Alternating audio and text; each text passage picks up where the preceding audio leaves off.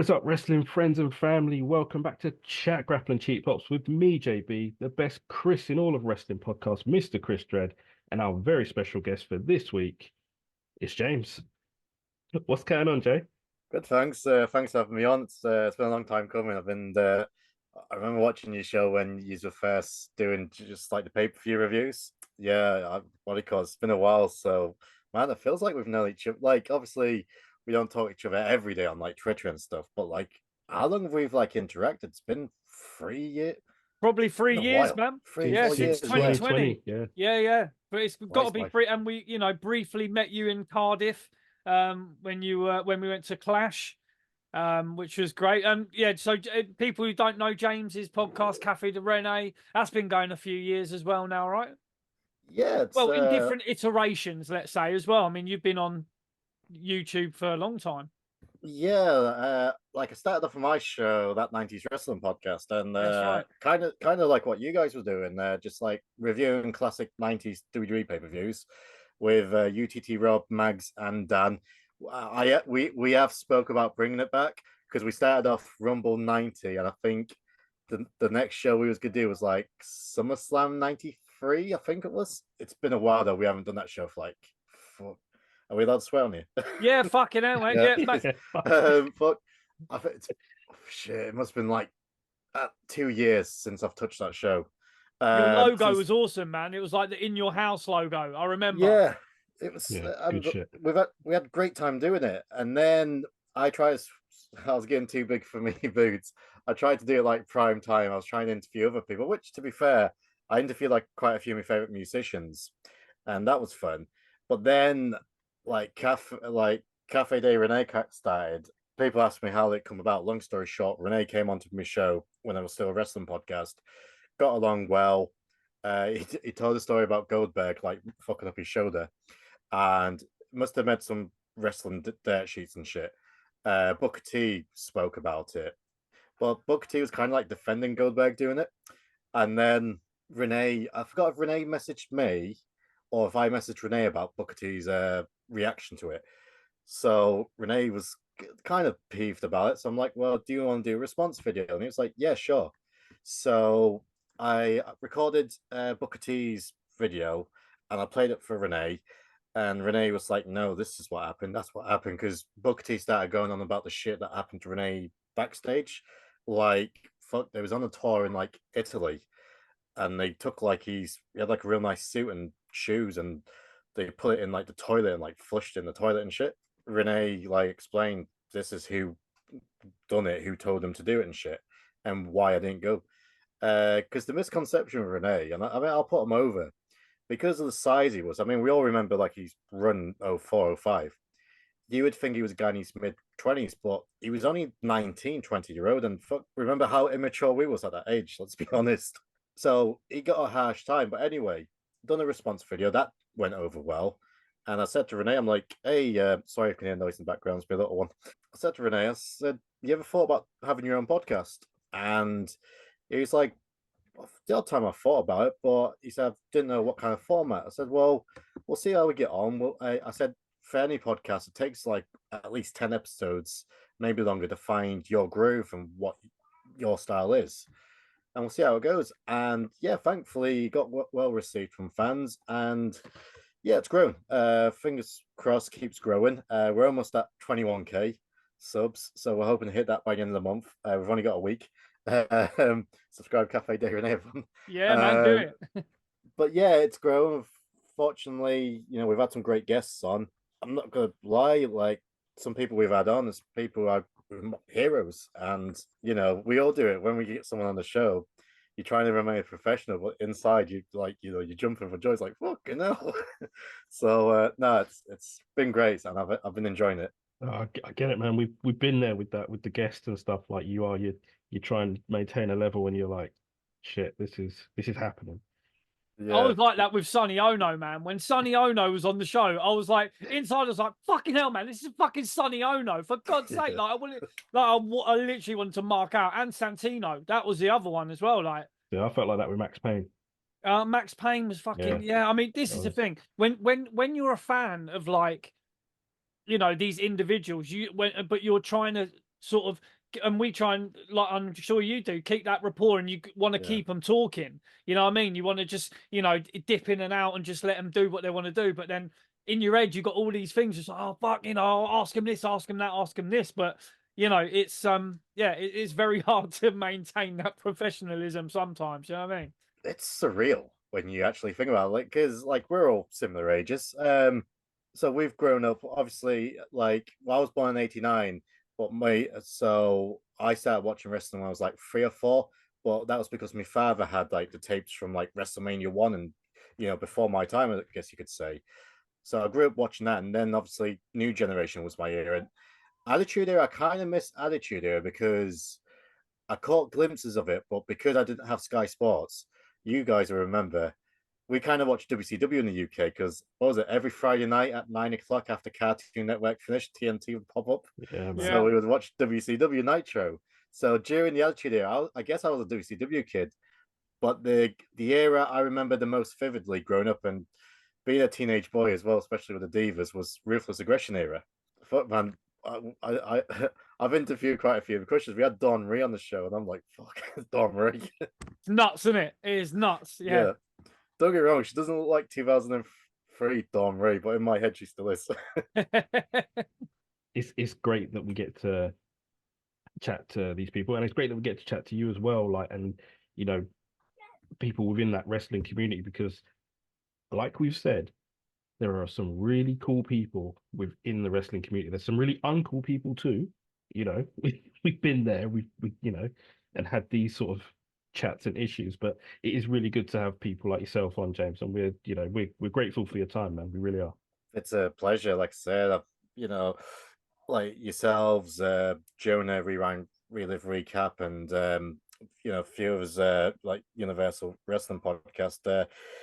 You know, I like trying to support in what way I can, and you know, if it's like, oh, James, do you want to jump on the show? Yeah, by all means. And you know, I'll try and, obviously I don't see every tweet or stuff, but I try and my best to share everyone's content when I can. But now it's good because, like you said, I've experienced it.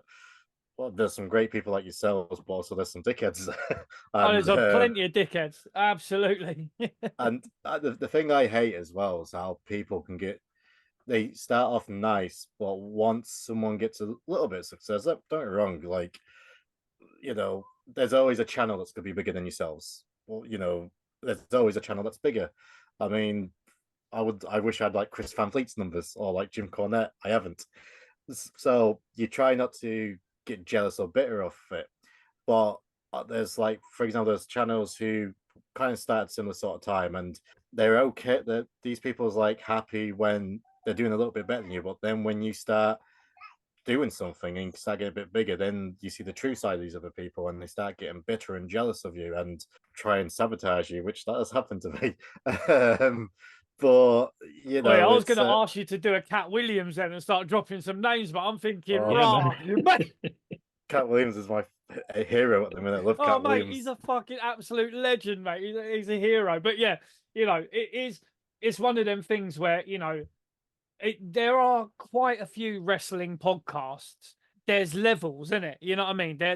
And you know, you know, we all started where we all started, and it's just through that hard work, the progression, the putting in the time, the putting in the effort, the fucking, you know, me and Jordan, like, you know, we've you know, to interview these guys, we're going back and forwards in messages. We've waited months and months to get people on, and we've, you know, they've dropped out and said, oh, we'll do it this day and we can't do it that day, sorry, and we've gone back and we've, you know, pulled other people to pull in when, you know, and we've ended up on waiting here for people to come, and then they've messaged said, oh, sorry, we can't do it today or whatever. And you know, it's one of them things where you just got to keep putting out the work and putting out the content and just sticking with it. And like you say, it takes a while to get your groove on with your whoever you're doing it with or whatever. Do you know what I mean? I mean, luckily myself and JB, like, you know, we've known each other for years, and we're friends sort of outside of this anyway.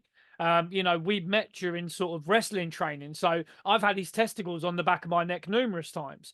So, you know, what, in it? Come on, Jay, you're laughing, but you know that's happened. You're like, oh, yeah, come here, let me fucking jackknife you quickly. Oh, yeah, fine. You know what I mean? Yeah, he's laughing because he knows it's true. I don't remember asking to jackknife you.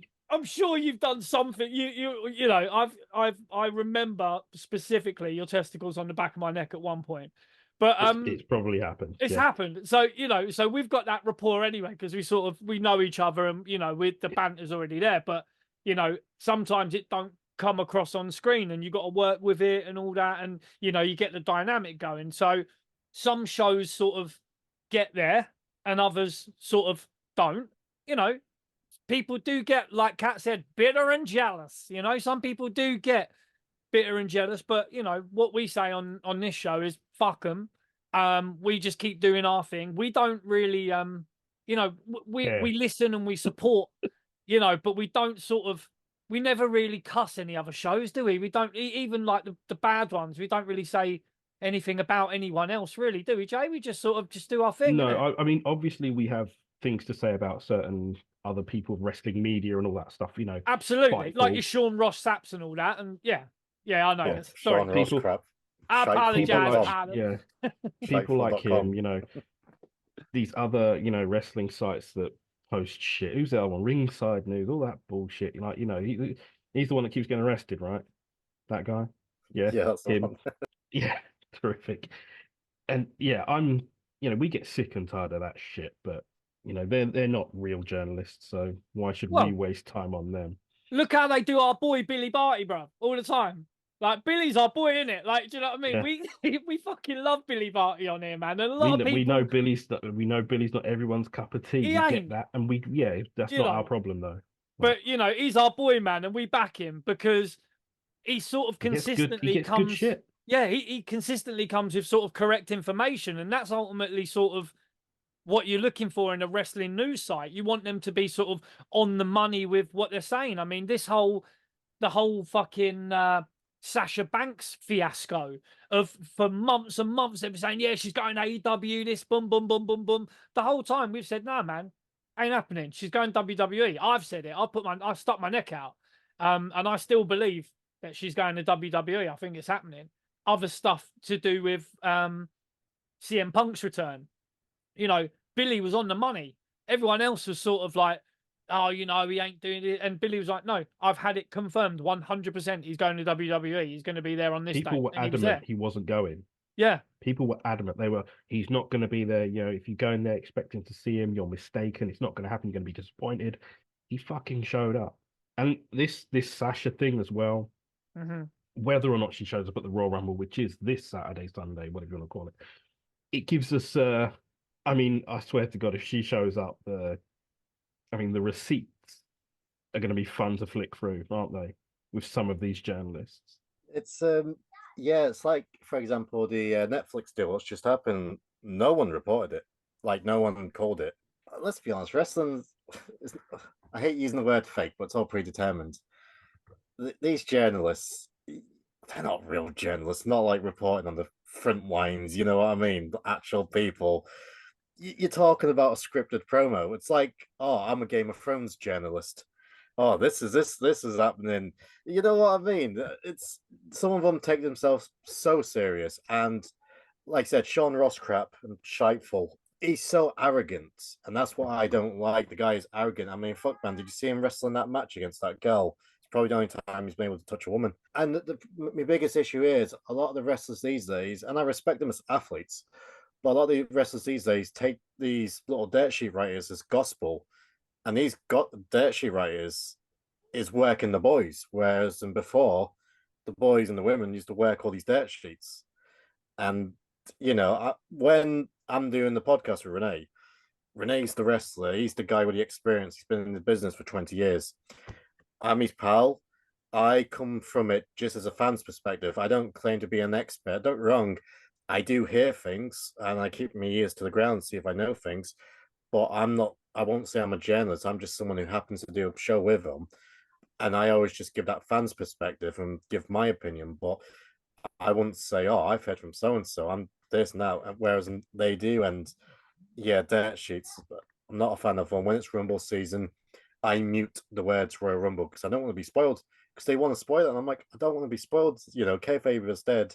At least let me have some sort of surprise to look forward to. Have you noticed how they only want to spoil WWE stuff? Oh yeah. AEW, all surprises. Oh, we didn't know. Well, don't bullshitter. Let's be honest.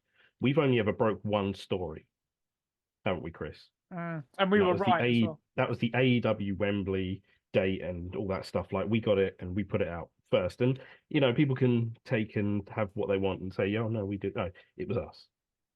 It's the only story we're ever going. We're not reporters.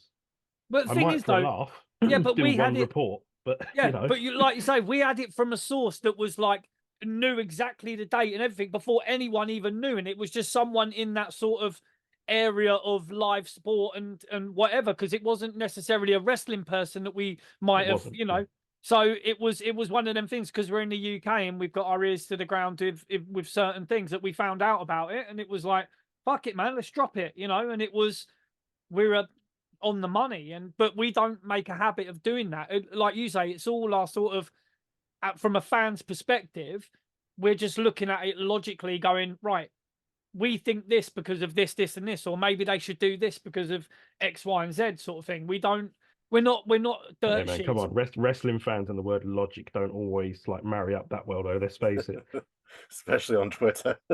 Yeah, I mean, neither does like common decency or fucking, respectfulness either. But WWE have been chased off cable apparently by AEW.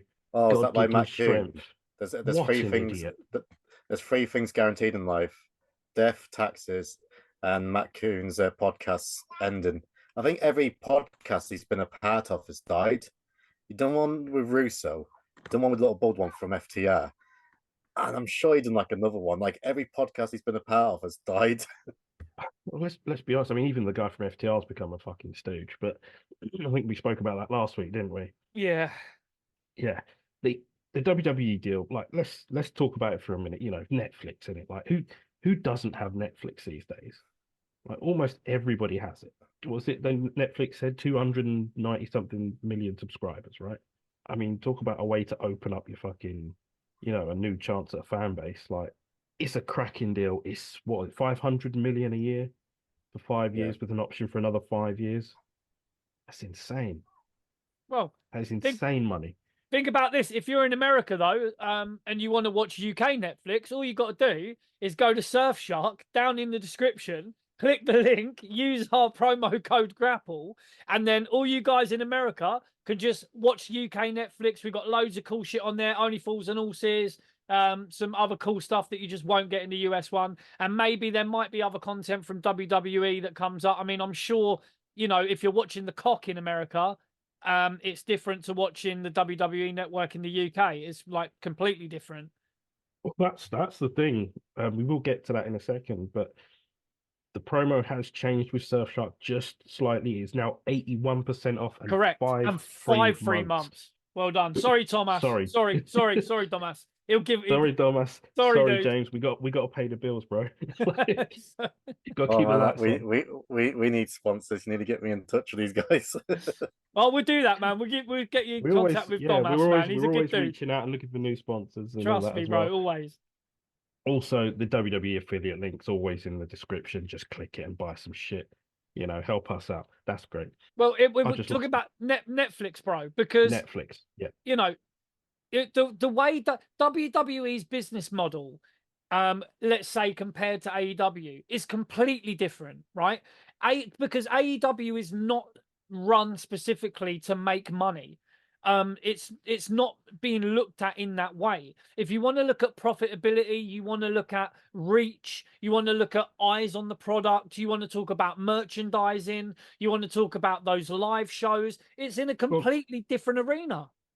TKO has shareholders who they need to, look out for and help make money and stuff like that. It's all real business. AEW is what someone once said. I think it was Finn Martin of Inside the Ropes on this show said it was the $1 billion indie fed. AEW. It is in a way. It's like, but Chris has also said if we had that sort of money, we'd probably have a money losing wrestling federation on our hands, just because that's what we'd want to do. We get the premise. We get that Tony Khan's this massive wrestling nerd, shit posting on dirt sheet fan fucking sites and doing all that shit. That's great. You want to be in the big leagues. You want to talk like a big leaguer. You want to be a Premier League guy. Act like a Premier League guy. Don't continue to shitpost. Don't pander to your 400,000 fans. You got to start. We did this. We tried this with him.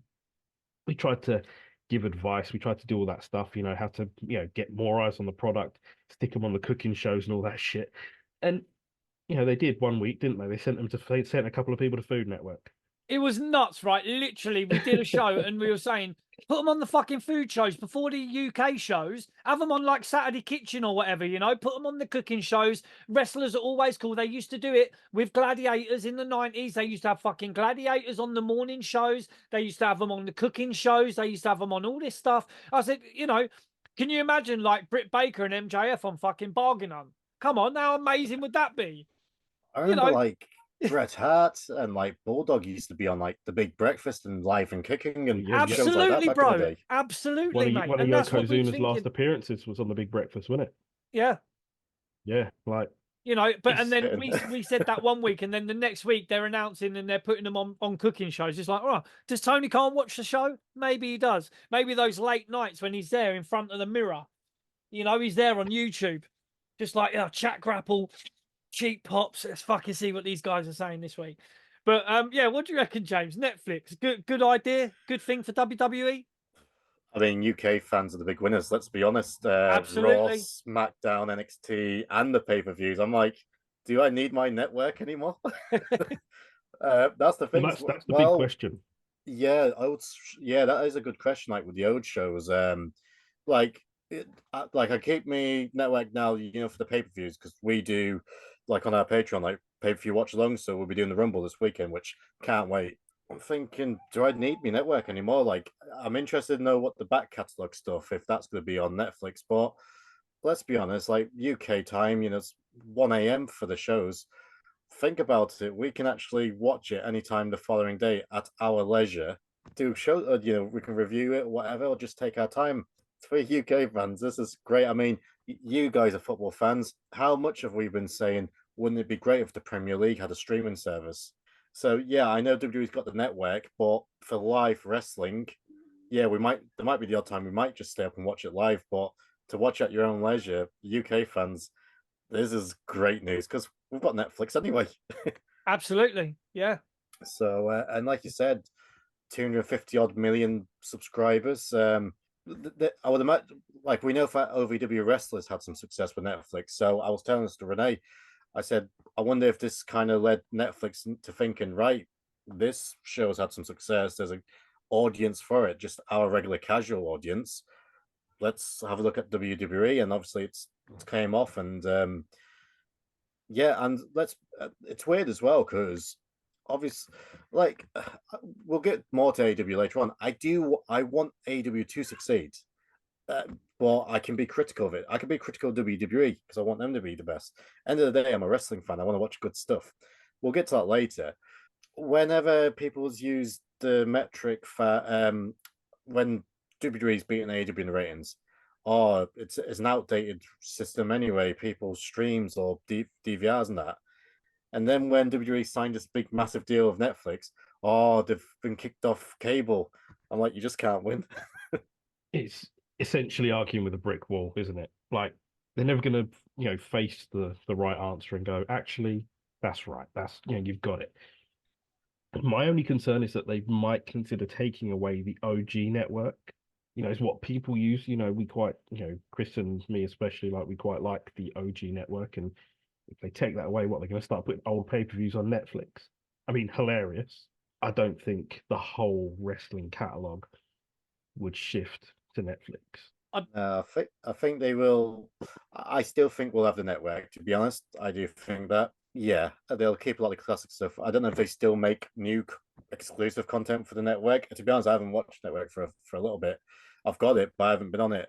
If they've still got plenty of subscribers, like what's worth running the service, then I would imagine they'll still keep it. But it will be interesting what exactly gets put onto Netflix and how long the latest edition of Raw stays on Netflix till they might move it to the network. Because at the minute, is it like 3 weeks after, say, an episode of It's Raw a before month, it gets to the something network? like that, yeah. About So a month or so, yeah, they move it. if that's what they might do, have it on for say a couple of weeks and then it gets moved to the network. But like I said, we don't know till start of next year, I guess. Yeah, I mean, I can't see them putting all of the older stuff onto Netflix. I don't think that would be a good move for them either. But it's a smart move because what they're doing is they're expanding. You know, people aren't having to pay money to see their product now because you've like a lot of people have already got Netflix. There's probably a lot of people that would watch WWE, but they haven't got Sky. They haven't got the WWE network, and they just think, oh, it's not really worth it. I don't watch it that much. But then you're going to get people to go, oh shit, wrestling, cool. Let's watch WWE. You know, and they'll watch it, and then they might be like, okay, well, this pay-per-view or this show's coming here or whatever. It's not going to be a bad thing for them. It's only going to be beneficial, you know, revenue wise, eyes on the product wise, you know. It's also an interesting move from Netflix's part because I was chatting with a friend of mine this week about it. You know, he messaged me and said like he's a big wrestling fan, but you know his job is in a different world. But he said like we essentially agreed and like had a bit of a laugh about it. Like this is Netflix's foray into live sports. You know, what else are Netflix thinking of? What else are they looking at other? You know, Amazon do it with sport anyway already. They do it with the Premier League, bro. I fucking every Christmas I love it because you know all of December you're going to be getting live games on Amazon. It's brilliant. Yeah, the Amazon deal with the Premier League was amazing for things like that. I don't think they renewed though. I think they lost. I think Sky and TNT or whoever, Right. BT, you know, TNT, whatever.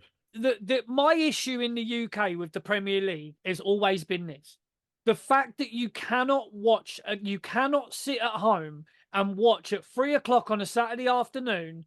You can if you've got certain doodahs attached to your TV. But do you get what I'm saying? Like your normal sort of people that won't sort of do that sort of thing, you know.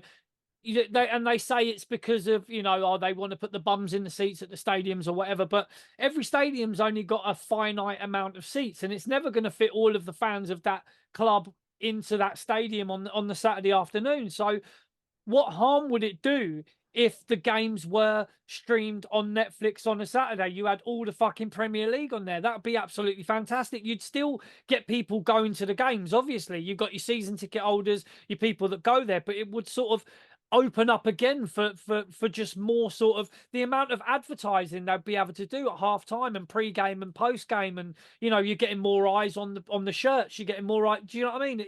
It's sort of like a no-brainer. Do you think that maybe we will see Saturday afternoon games on live?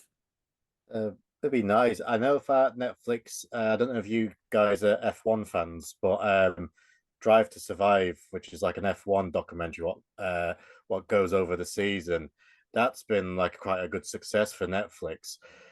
And if this deal, fingers crossed it does work out, if the WWE thing turns out to be unbelievable numbers which I think it will, I think there might be, I reckon there's going to be a lot of lapsed fans who hasn't watched WWE for a while, thinking, oh, WWE, especially like next January, Royal Rumble season.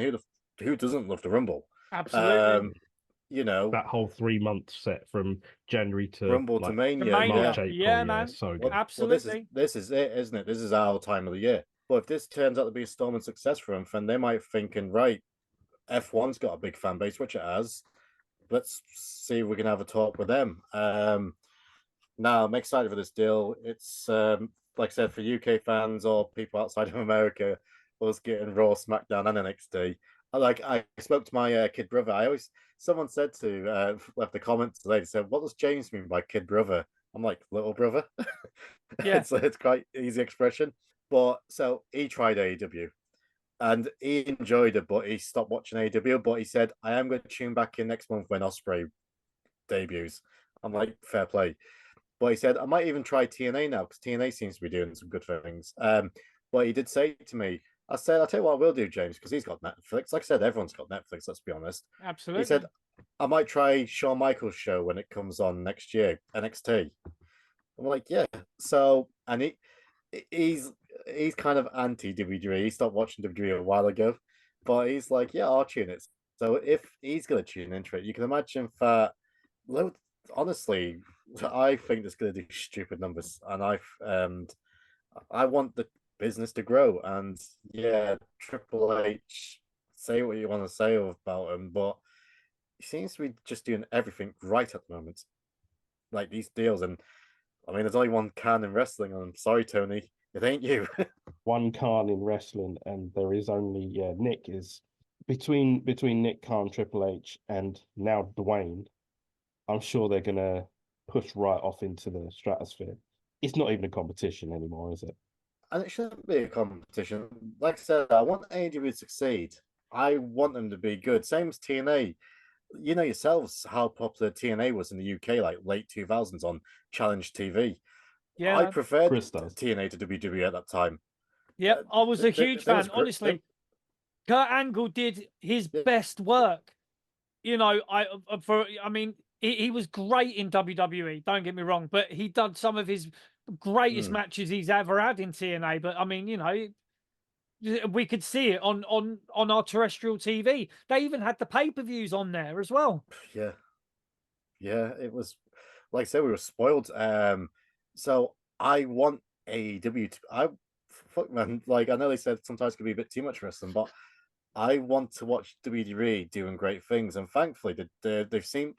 We did go through a little bit of a slump. Let's be honest, with creative, it was terrible, but it seems like they're doing the right things at the minute. I mean, you know, Rumble's this weekend, but we've got interest in. There's been some reports like Sports Illustrated. I thought it was going out of business, saying, "Oh, Cody's not going to be in the main event." I'm like, you just don't know that. But whereas in a couple of weeks ago we'd be like, "Oh, Punk's nailed on the win it," then it'd be like, "Well, it's not Punk, it's Cody." Now Gunther's had this promo. Seth Rollins is like, could be Gunther. Drew McIntyre's been booked really well these last few weeks. Could be Drew. So there's that intrigue and surprise. And it's like, can't wait. Generally, I'm looking forward to this Rumble. It could be The Rock. You know, I mean, who wins it? Could be Dirty Dom. Let's go. Dirty Dom.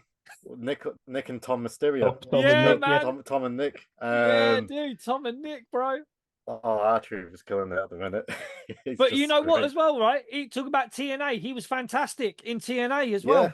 Absolutely fantastic. Dolph Ziggler going to TNA, I think I tweeted out. I'm like, he would have had a decent debut in AEW, but you know yourself, he probably would have been lost in the shuffle after a few weeks. Whereas in TNA, I don't know what kind of contract he's under, but he could be, you know, if it's him against Moose, for example, he could be like a featured player and like bring some eyes to that audience. AEW, I want AEW to succeed. I want them to be really good. It's another place for like wrestlers to get paid well. Because you know, I don't want anyone to lose their jobs. I just can't praise it blindly because I can't, and especially with Tony Khan as Booker. Bully Ray, who I'm not the biggest fan of, he said it best. He's like, he's not a booker, he's a matchmaker. He can put matches together, but he can't book a show, and that's why the last few weeks we've had the Continental Classic, whatever it's called. Don't need to worry about storylines. Just put these matches. Oh, we're bringing back the ranking system. I'm like, if you're bringing back the ranking system, surely God, Sting must be the number one contender for the World Championship. He hasn't lost a match. Yeah. Well, that's essentially, you know, Dana White, Joe Silver's, you know, old sort of gig in UFC. Matchmaking, that was it. Make matches, no story. Now UFC is a little bit different. You know, everyone's a character now, aren't they? Everyone's, you know, everyone's the same character, it feels like. Everyone's Chael Sonnen 2.0. But that's just my opinion, you know, not the opinion of this show. Two things quickly. Chris, I know you're talking about 3 p.m. kickoffs. Well, why would you be interested in watching that shit team? Bro, don't 3 worry o'clock about in the afternoon. Mate, don't worry about this. Look, we had this conversation last year, and you lot bottled the lead, right? Let's hope you bottle it again. We've been. You're not an Arsenal fan, are you, JB? Yeah, he's a fucking gooner, isn't he? I'm a Tottenham fan, but I mean, we're playing with like you robbed us, you cunts. Like Luis Diaz goal, admit it, that was a fucking goal. Oh mate, I plead the fifth. You know. Oh, we've just drew against Fulham, so we're in the final of the Carabao Cup. Woohoo! Oh, and something else for Tony to get upset about. Fucking hell. Mate, oh yeah, I forgot about that. You know, I would like. I mean, any sort of Premier League football on the TV is only going to be a good thing. You know, there's so much money sort of being thrown around, and it's always been a bit weird why we haven't been able to have those Saturday afternoon kickoffs, because you're not going to get every Tottenham, Arsenal, Chelsea, Man United, Liverpool fan in the fucking ground. He didn't mind on a Saturday afternoon when they were showing World of Sport, but once they kicked that off, like he'd had enough. That's right. Absolutely, mate. Love a bit of World of Sport. I mean, with the Premier League, I'm hoping that we can see that on Netflix at some point, or some sort of streaming service. The Premier League might go, hold on a minute, maybe we can have the Premier League streaming service. I just think when it comes to the Premier League, I don't know how much is it for like a season ticket on Sky to watch the football or whatever now, and you've got, because it's not, is it on BT or is it on? It's like both at the minute. It's split between the two. Sky and it's Sunday, and TNT Discovery, yeah. So it's like Saturday morning kickoffs they have, Sundays, Mondays, midweek games, but never a Saturday afternoon. They chuck some on Saturday night. They chuck some on Friday night. The midweek occasional thing when there's no Mickey Mouse Cup games on. Yeah. No offense, James. Hey, at least they might win a cup this year. You can't. You ain't winning shit. Yeah. But no, like if the Premier League did start a streaming service, let's be honest, like everyone would sign up to it, £10 a month, even £20 a month. I think people would sign up to it, and because it's costing like I cancelled my Sky and everything like that now. I've got Netflix, WWE, Amazon, and Disney, and one of them will be going soon, Disney. But everyone, how many football fans are in the UK? Everyone, pretty much. Yeah. You're talking, what's the population of the UK? Is it what, 7 or 8 million at the minute? No, it's more than that. Yeah, you're talking about 70 million people. Well, there you go. You would say a good, 90% of them would subscribe to a Premier League streaming service easily. Yeah. I mean, I'd happily pay a tenner a month. And you're catching 3, 4, 5 games of your team, maybe for that. Great stuff. We're gonna talk about your show for a minute, James. Cafe De Rene. Just quickly, why does Bill Goldberg hate Canadians? That's a good question. I don't know if he played in Canadian football. Oh man, it was such a shame when you think about it. Was it? Was it Starcade? Was it Starcade 2000? Starcade 99, wasn't it? Yeah, it's around between 99 and 2000, 2001, where he kicked Brett in the face. Yeah, it makes you think, like, had he not got injured, like his career ended, I wonder. Oh, actually, I've got it here. Oh, here we go. 99, isn't it? 99, that's the one, right? There we go. Yeah, I regret throwing away my DVDs. Mate, I'll tell you what, right? That's VHS, bro.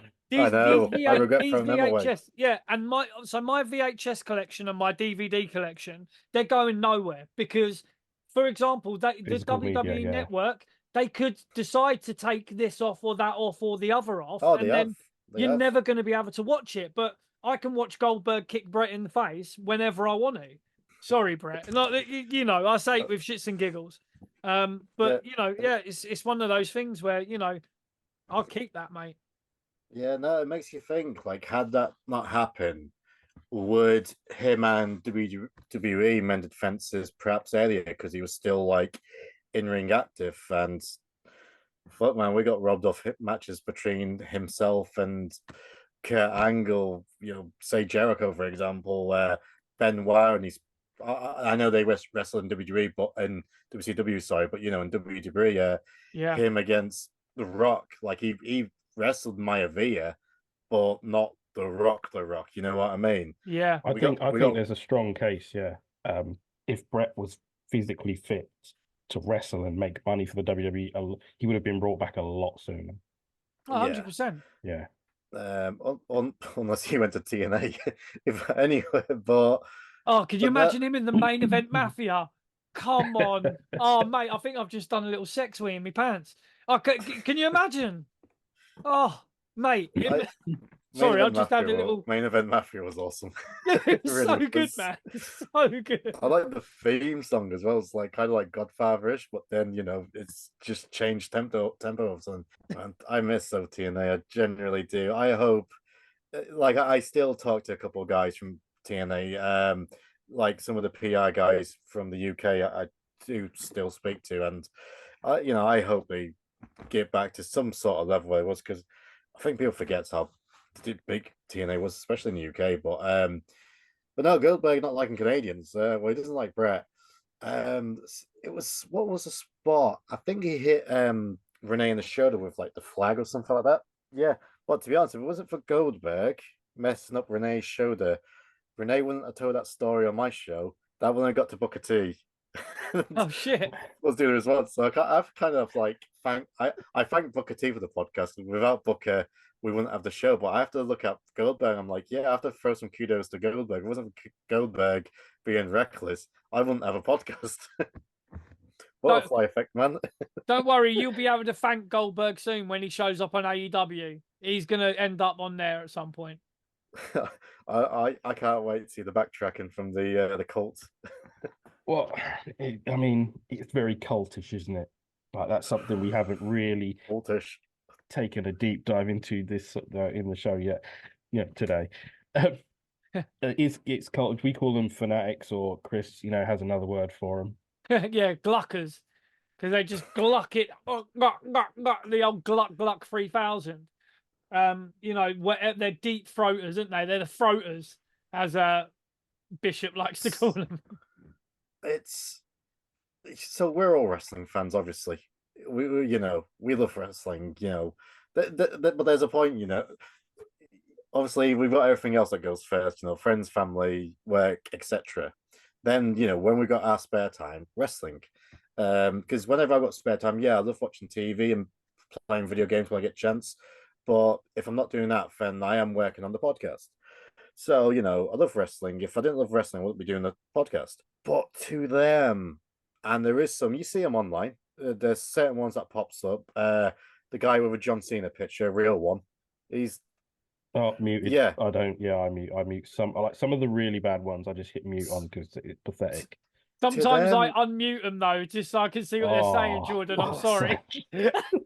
Honestly, like to them, it's life and death. So that one guy, I looked at my Twitter account. I've had it for a while. I've must have had it for like 8-9 years maybe. But I've like the first few years, I just had it. I didn't even go in it. But then I started using it a little bit more. I don't know how many tweets I've done. I don't think I've done many. I don't know if I've even done 1,000. This guy, he posted, I'm celebrating 5 years on Twitter. I'm like, fucking, I see your thing all the time. And I looked, and I forgot how many tweets it was. It was something stupid. So I've done some quick maths. And I'm thinking, this guy is tweeted 80 times a day, every day for the past 5 years. Every day consecutively. Like, when you work it out. Yeah. And I said, you're tweeting about wrestling 80 times a day. Oh, I can't believe you worked out. I'm like, maths isn't hard. It takes 2 seconds. Yeah. But I said, you need to go outside. I'm like, this ain't right. I said, I feel sorry for you. And he tried to play it off. And I'm like, no, this is unhealthy. And it's like, I swear it's Tony Khan's alternative account. It has to be. When he's on that marching powder, dude, when he's looking in the mirror and he's on fucking his phone. To be fair, it could be one of Sean Ross Sapp's burners as well. So probably. Yeah. But it's like everything. It's like we're cooking tonight. AEW. It's like tonight. Oh my god, yes, sir. Real wrestling tonight. Got a match between fucking Edge and I won't call him Adam Cole. I've called him Edge since I've been 10-year-old. He's always going to be Edge to me. Yeah. Against Minoru Suzuki, I'm like, yeah, but who cares? No offense to Minoru Suzuki. We met Suzuki, didn't we? We saw him we saw him in Nando's. Nando's, really? Yeah. I've said to Renee, I said, when you pop back over to the UK, I said, I need to take your friend Nando's. He said, I haven't had one for years. I said, we're going to Nando's. But it's just a match, no story between them. But it's weird because they celebrate everything. it's like they don't have any favorites between winners or losers. Like we'll watch a match. We all went to Clash. I don't know how yours was during the main event, right? I was so disappointed Drew didn't win it. I was screaming for McIntyre to win that match, and he lost. Yeah. Same with Mania. I wanted Cody to win, and he lost. And I was disappointed. But to them, they remind me of ECW fans, but a lot worse. Like ECW fans were great; they was actually cool. But these fans, they literally cheer every Trained result. seal, isn't it? It's a trained Yeah. seal. Clap, clap, clap, clap, clap. Like It's like they For don't have any everything, yeah. favorites. It's just AEW, AEW. I'm like, have you got any favorites? No, AEW, AEW. It's like they clap every little thing, and I'm like, I don't know what to say. But that's did you but go again, to Wembley? Sorry, Did you go to Wembley? I didn't. I'm afraid. I wanted to go, but I forgot what was happening that weekend. But I know I couldn't make it. But I wanted to go, but I just couldn't go. These fans, I can't even call them fans.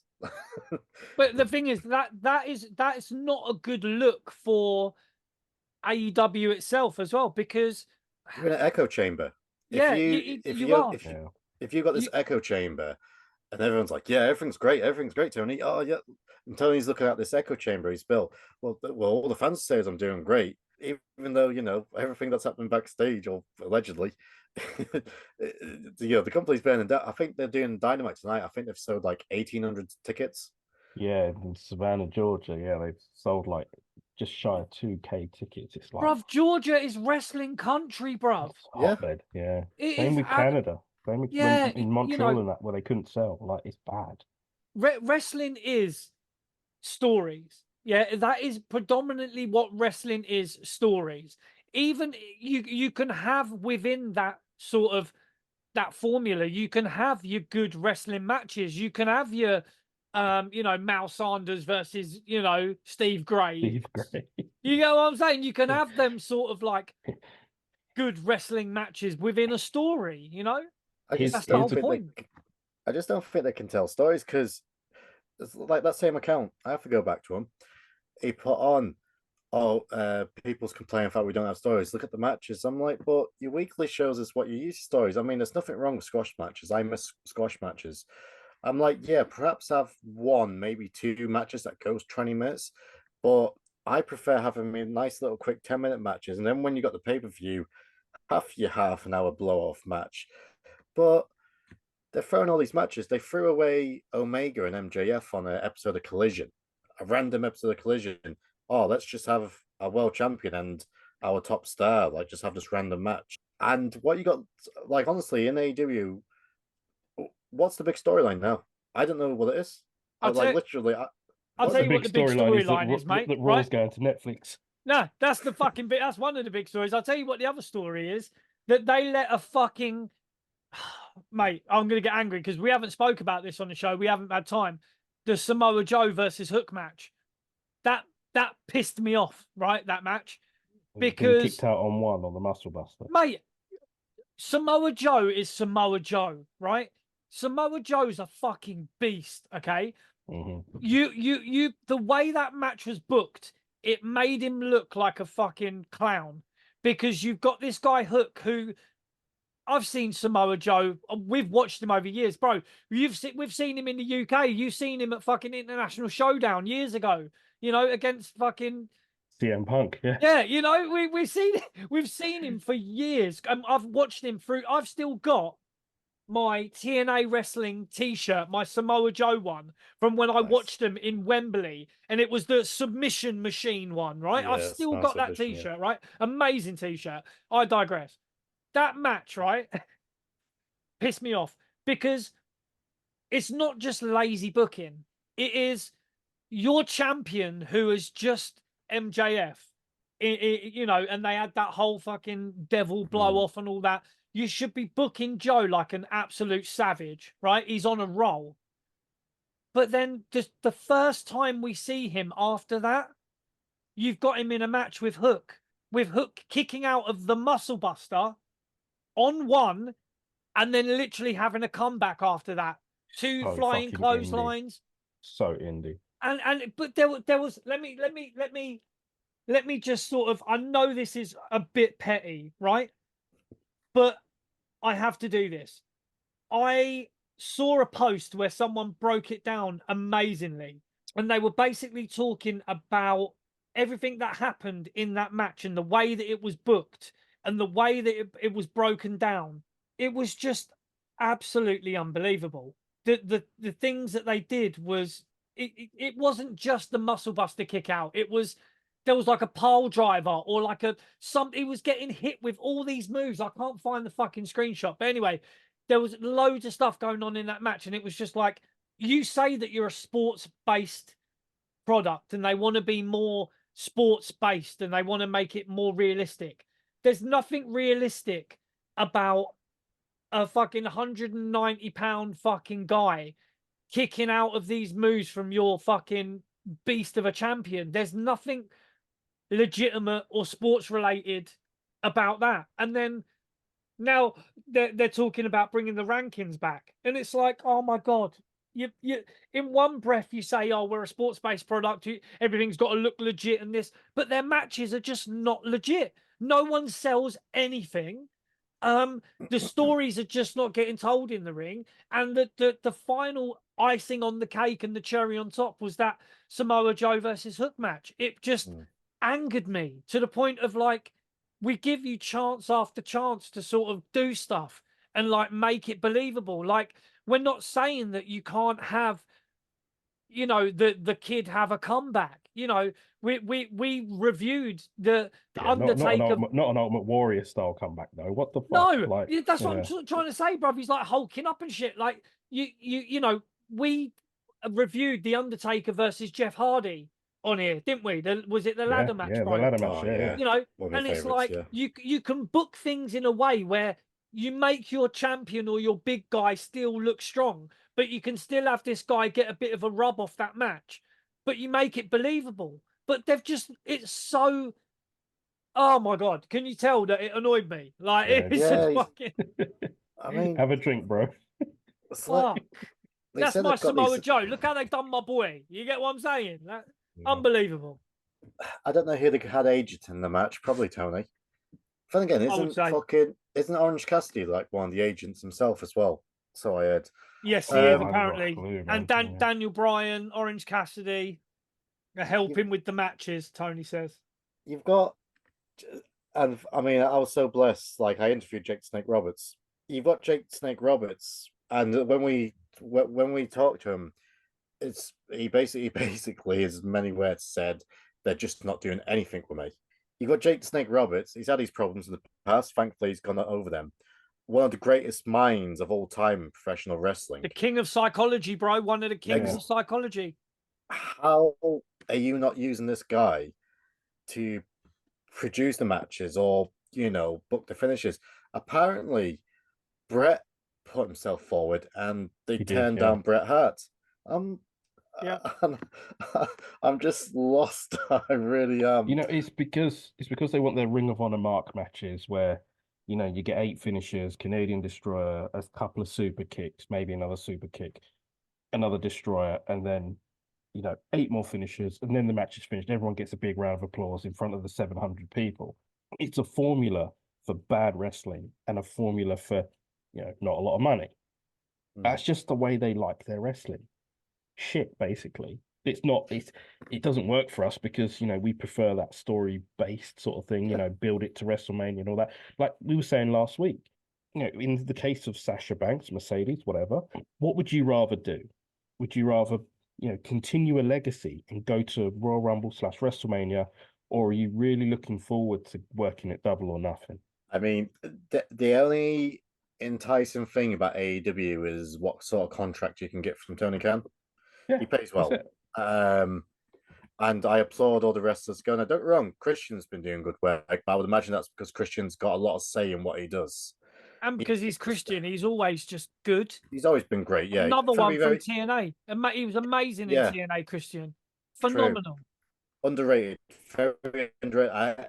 I hate it when people say wrestlers are underrated, but he is underrated. I think, you know, he could have very easily been, no disrespect, the Jannetty of Edge and Christian. And some people looks at him like that, but I'm like, no, Christian's had a great career, but obviously Edge is just bigger. I always preferred... Could be like the Hardys. The Hardys, they're both Jannetty at the minute, let's face it. Well, it's sad. I think Jeff is wrestling tonight, but it's sad. I used to love the Hardys. Matt the more and more I hear about Matt backstage, I'm like, geez. And Jeff just needs to retire. He should have had that final run with WWE where he was going to have a program with Roman at Rumble. That's what they was gearing him up for.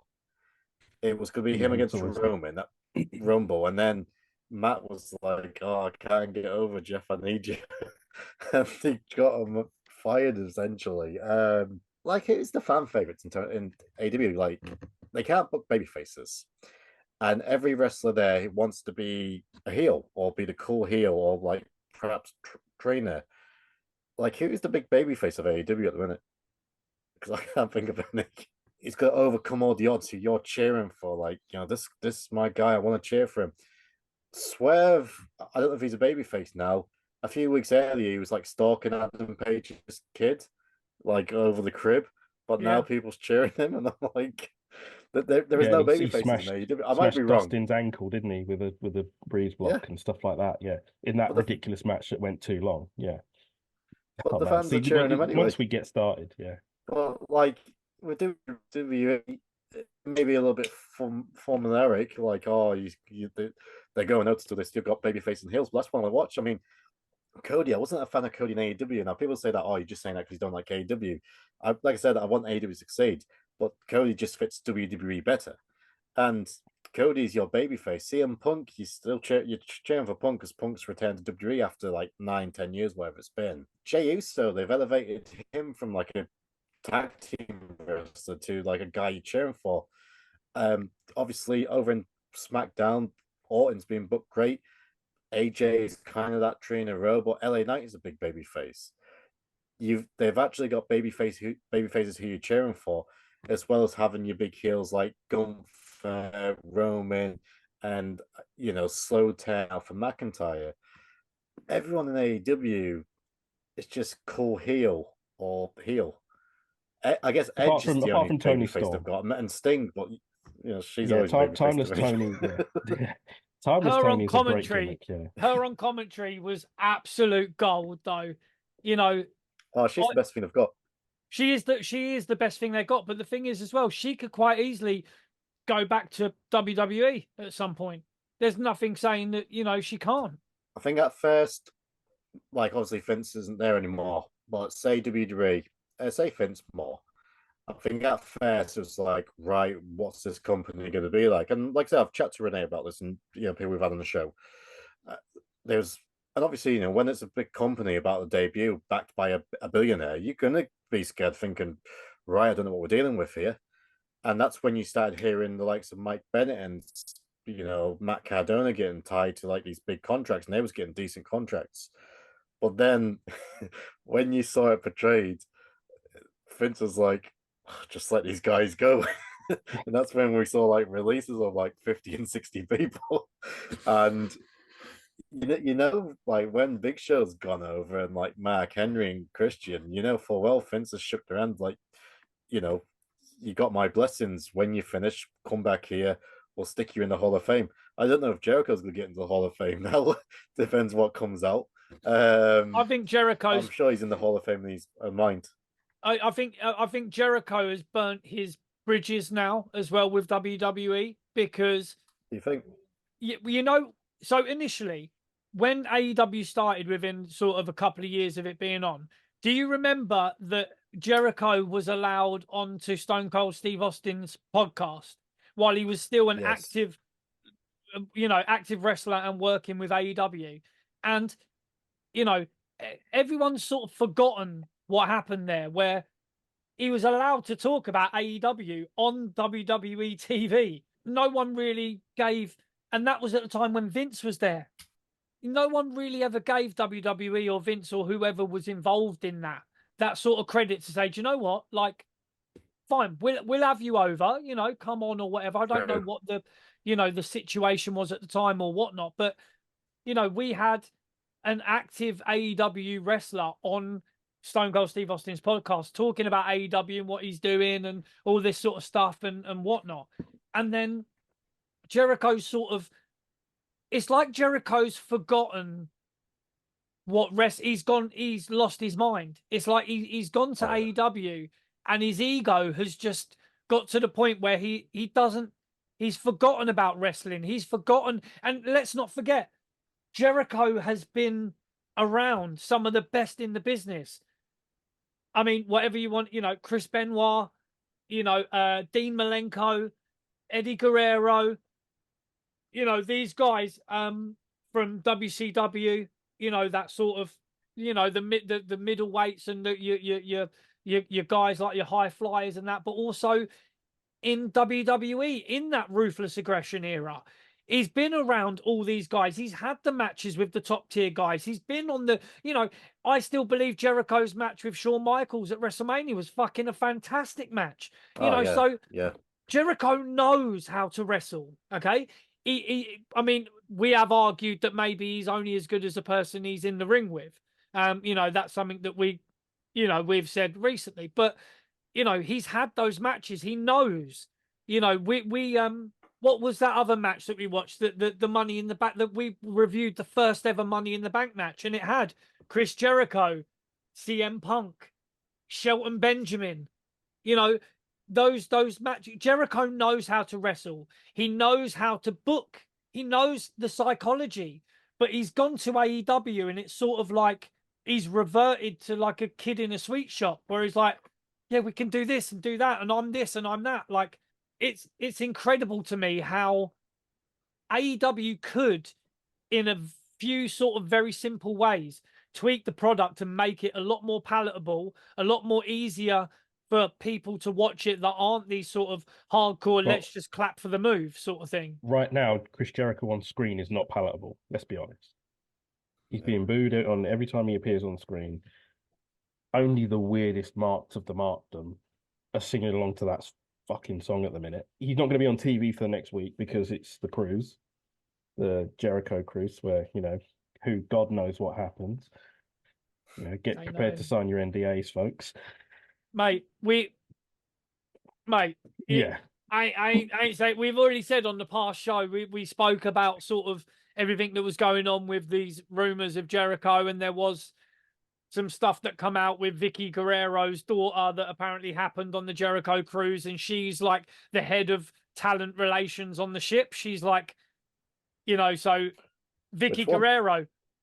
Yeah, Vicky Guerrero was I think it was the first Jericho cruise. Yeah, I think she might have been. Yeah, it was something to do. She was basically talent liaison on that trip, and something happened with her daughter where the daughter alleges that she was sexually assaulted by Vicky Guerrero's current boyfriend on the cruise. Oh yeah. Do you remember that? Yeah, I remember that. Was it on the cruise?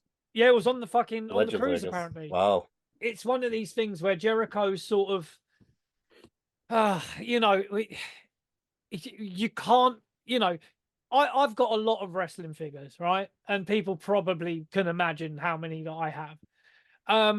And Jericho's one that I've got a load of Jericho figures. I was a Jerichoholic, at one point. It's not that I dislike Chris Jericho in any way, shape, or form, but AEW Jericho is a different animal altogether. I've said this. I've said this for a few years now, and I've said this on the podcast. Like I said, I used to be Joe Collier. Year 2 Y2J and like 2001 Jericho, when the invasion stuff was. I was a big Jericho fan. When he became Undisputed Champion, I was all over that. I was like, yeah, Jericho. Absolutely. He's a bit of an underdog when you're up against like The Rock and Stone Cold.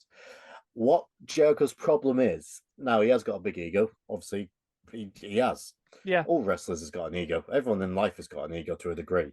I think what it is personally, and I've said this, you know how you've got your tier of wrestlers, you've got your Hogans, your Stone Colds, and your Rocks. Maybe you could stick like a Triple H up there as well. And then you've got like, your next ones, say Orton's, for example, and people like that. Jericho, so I've always said Jericho, to me, is an upper mid-carder who you can put in the main event time to time if you want to put a champion in there. But to me, he is a proper like upper mid-carder. And that's no disrespect. Like, it takes a lot to get to these spots, from absolutely enhancement talent to, curtain jerker to main event. You have to have some sort of skill, or credibility to get to whatever position you get to. That's why when, for example, Renee and Paul's doing something, and if they're talking, like, say, about a Jericho, people's like, oh, what's these jobbers talking about? I'm like, one, you don't know what a jobber is. Two, these guys have been on TV, like tag team champions, etc. They know what I they're talking fucking about. love Paul London, man. I Um, thought he was great. Oh, he's great. Fantastic in the I ring, bro. talk to him every day. Oh, he's great. Like, we talk every day. He's a good friend now. I'll put the word in for him. I'll see if I can get him on your show. That'd be fucking great, yeah. So, don't worry about it. So yeah, to me, Jericho's upper mid carder, but in Jericho's head, Jericho thinks he's Stone Cold. I generally think Vengeance 2001 when he beat Rock and Austin the same night. I think he genuinely believes that was real, and he legit beat him. And I think that's why he hasn't hanged up his boots yet. That's why he keeps going and going, because in his head, he is that level, but he's not. There's nothing wrong with the level he's at. He's at, like, say, Kurt Angle's level, and I love Kurt Angle. I'd say Angle's better. Yeah, I'm not having that. I would say Angle's better, but you know what I mean. I get what you're saying. No, 100%. Longevity, yeah, Chris is probably up there. Oh but yeah, no, that's the thing he's got going for him, is longevity. Yeah, but he's just not that. But in his head, he is, and that's why he's got AEW, and he tried to make himself the big guy, but he can't wrestle anymore. I mean, the guy's what, 50-odd-year-old now, 50-year-olds. Yeah, he's got to be. Yeah, mid 50s. He's got to be. Too busy thinking about storming the White House, isn't he? And that's his missus. That's his missus. But yeah, it's a shame. Like, it's like when you see Flair now, and Flair's just hanging on. And I'm like, come on, Rick, I love you, Rick, but come on, just call it a day. And Jericho is becoming like a Ric Flair now, just trying to hang on. And I'm like, Jericho, just have your matches, become a manager or something. But Mate, I thought when you said he was coming Flair, he was talking about the allegations. But well, I mean, that probably is as well. But yeah, it's a shame. Like I said, it's a shame when you grow up being fans of these people and you start seeing this other side to them. It's like, man, I just can't, like. I still can't believe that they've got Ric Flair in AEW and they're not sort of utilizing him as a mouthpiece for someone who can't speak well. I think they should. I mean, what are they using Ric Flair for at the moment? They're not really using him, are they, for anything? Sponsored thing with his Woo Energy and whatever. You've got one of the most sort of recognizable promo guys in the business. Whether you like it or whether you don't like it. You know what I mean? How can you have Ric Flair working in your company and not give him a guy like Wardlow, for example? Mate, do you know what I mean? We could book it now, bro. You could have Flair just chatting in his ear every week, and we just cut to a little segment every week of him, and then Wardlow just one week just plows through everyone, and then he comes out with Ric Flair and says, all I told him was the truth, that he needs to be front and center. He is the man, and he's, it books itself.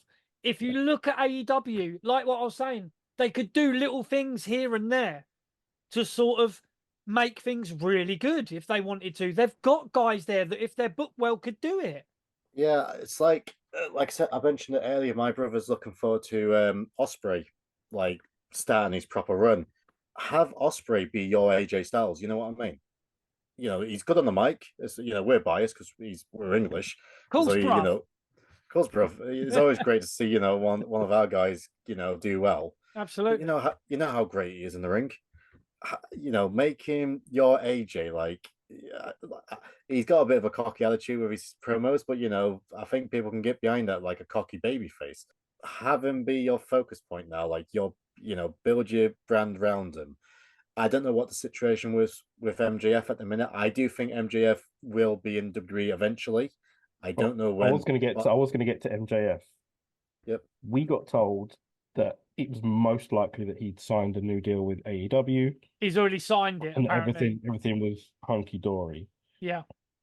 I know if I was to give Chris one surprise entrant into the Royal Rumble, he'd pick MJF. Am I right? What from AEW you mean, or from Well, from anywhere? anyone that's potentially without contract, Yeah. in limbo at the moment. Mate, can you imagine his cocky little smirk walking down the aisle with like a little flag that says "Thanks, Trips" or something like that? Do you know what I mean? Or like MJF it'd be absolutely fantastic, bro. Tony Khan will have a meltdown. Oh, mate, I still amazing. think he's crying that Punk. And I've said this: if it wasn't for AEW, Punk wouldn't be back in WWE at all. No. You know, who said it? They said, "Do you think Tony misses Punk as a talent or misses him as a friend?" And I'm convinced he misses him as a friend, and that really hurt him. Because let's be honest, he's always been insane. I think he's gone even more insane since like Punk showed up and people like that. But the MJF, yeah, I mean, if he shows up at the Rumble, you never know with the Rumble. Like I said, WWE now, they're getting these big deals with Netflix and stuff. I'm guessing, for the big people at the top, and you like your main eventers, they're going to be getting a bit of a pay rise soon. I'll tell you who we will see at the Women's Royal Rumble, and I'll put money on it now. I think Jade Cargill's going to show up in the Women's Rumble. I think I put like a little post out the other day. Who would you like to see? And it was like Jade Cargill. Naomi's probably nailed on the beat. I don't know if she's going to be there. Yeah, I think she will turn up. She's going to be back. I would love to see AJ Lee come back because it's been so long, and she seems to be in great shape still. Yeah, I mean, you might even get surprised like Camille from NWA. She might show up. There's been a talks with that girl from Japan, Julia. So, but yeah. Do you reckon Cargill, that, sorry, do you reckon that Okada will go WWE? Okada, this is it, isn't it? Now, don't get me wrong, he's probably got some friends in AEW, I would imagine so, but you look at WWE now, I guess someone you can compare him to is, say, Shinsuke. Has Shinsuke been world champion? No, he hasn't. Has he done well in WWE? He's won US titles and Intercontinental titles. He's won the Royal Rumble. Been put in a featured program recently again with Cody. You look at that, because me and Renee was talking about, because Okada now he's 36, I believe, 35, 36. And I said to Renee, is this his prime years now? He said, yeah. He said, because basically they know everything now. This is them hitting their stride now. They've, in-ring IQ and everything. I'm hearing, in fact, they might end up putting them in NXT. I don't know. But there's a reason for it. Like, people's like, oh, it's a demotion. I'm like, they have to learn to work that WWE side, like cameras and stuff like that. From top to bottom, WWE is a machine, and you have to learn to work in that machine. You don't just show up. And I hate keep going on about AEW and like disparaging them, but I have to say it. It's not like popping up in AEW or even an indie show and just doing your moves, blah blah blah, and that's it. Like, you have to learn how to work in WWE to be a success. I didn't do Shinsuke any harm, and people loved it. And NXT, NXT's been getting better and better again. Obviously, they had their peaks at one point, then it's gone low again, but they seem to be on that rise again. I would like to see Okada like go main roster straight away, but I don't know. Obviously, he's friends with Shinsuke, so I'm thinking, right, that's one friend he's got there straight away. I mean, if I was Okada, which I'm not, wish I was, well, why wouldn't you want to go to WWE? Like I said, unless Tony just gives him stupid money, which he probably would do. So the thing is, he's got great presence. That's the thing. He's got that. Yeah, he looks really. He just looks like like a good fucking pro wrestler. He just has that, that aura about him. And we've watched his Wrestle Kingdom stuff. I'm sure Chris will like to talk about his time in TNA. Bro, mate, have Sonny Ono walk him down to the fucking ring in WWE. Come on. You remember that? It's kind of like he was Kato and Samoa Joe was kind of like his Green Hornet. Yeah, mate. It was good old days. Oh, mate. If you're looking at it in a career sense, there's only one natural place for Okada to go. If it depends what his focus is. If he says, right, I've done everything in Japan that I think I can possibly do, I want to go. If he wants to go to America and make his presence as a sort of a household name. There's only one place that he can go to do that. That's going to give him that platform. That's going to give him that eyes on the product. That's going to give him those big moments. You know, if we can see like an AJ Styles versus Okada, you know, if we can see like do you know what I mean? There's Seth so many. Rollins, Yeah. You know, you know, Shinsuke Nakamura, you know what I mean? If we Nakamura, Yeah. Cody, you know, Cody, Roman. CM Punk, do you know what I mean? Like, if we can split it from the emotion, like what you're saying, a lot of these fans, it's emotionally driven. It's like, I love AEW, so I want him to go there. It's like, yeah, but you're not looking at it from a logical perspective and from the point of view of what is this guy really going to, where is he going to cement his legacy? And it ain't going to be in AEW. Like I say, they'll give him all the fanfare and that for the debut, but really, when it comes down to it, who's going to give him that platform to cement his legacy? And it is WWE. Jade Cargill made that decision because she knew if she wants to step up that level and she wants to cement her legacy in the wrestling business, there was only one place to go, and it's WWE. AEW had the strap on her. She was unbeaten for however many, but they were just throwing fucking jobbers at her. You know, they weren't even really training her properly. It's become apparent, you know, that I mean, I was one of her biggest critics. I was like, she's been in AEW for this long. She's not getting any better. She still looks green. Her matches are still meh, you know, but it's not her fault. Maybe she wanted to do better. And it's clear from her going to WWE that she's willing to make the sacrifices and go, right, Tony Khan offered her a lot of money. It came out, he offered her a lot of money. And she said, no, I want to go here. I'll take this amount of money on a downside guarantee or whatever she's taken. But she knows that she's now going to, and I reckon she's going to look $1 million. I think if she turns up at the Rumble, she walks out, she does her thing, she could be a beast. Jay Cargill in the Rumble, she's going to be chucking bits. She's like, you know, she's like a diesel. I guarantee it. Oh, mate, on Saturday, on Sunday. WWE is that place. It's the show. And people know that. And people like Okada are not stupid. And if you like what you're saying, it's exactly true. He's in those years where he is polished. He's been in the business however long. You know, Renee's right. These guys are at the peak of their sort of wrestling knowledge. They're not getting any better. There's nothing that they don't know. So now if he wants to come to America and do more, there's only one place, and it's got to be WWE.